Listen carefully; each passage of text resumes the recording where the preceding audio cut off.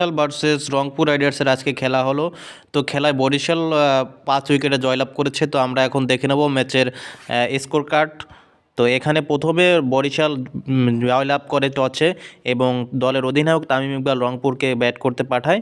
তো Rangpur Riders batting নেমে প্রথমে ব্র্যান্ডন কিং এবং রনি তালুকদার। ব্র্যান্ডন কিং ১ বলে আউট হয়ে গিয়েছে কোনো রান করার আগেই। তারপর রনি তালুকদার করেছেন ৭ বলে ৫ রান। সাকিব আল হাসান করেছেন ৩ বলে ২ রান, তিনি কোনো ভালো করতে পারেননি। নুরুল হাসান সোহান তিনি করেছেন ২৩ বলে ২৩ রান। আজমাতুল্লাহ আফগানিস্তানের প্লেয়ার, তিনি করেছেন ৯ বলে ৬ রান। শামীম হোসাইন বাংলাদেশের হিটার ব্যাটসম্যান জাতীয় দলের ৩৩ বলে ৩৪ রান, তিনি সর্বোচ্চ রান করেছেন দলের হয়ে। তো মোহাম্মদ নবী করেছেন ১২ বলে ১০ রান। মেহেদী হাসান করেছেন ১৯ বলে ২৯ রান। আর হাসান মুরাদ করেছেন ৮ বলে ৭ রান। হাসান মাহমুদ ১ বলে ০। সালমান ইরশাদ করেছেন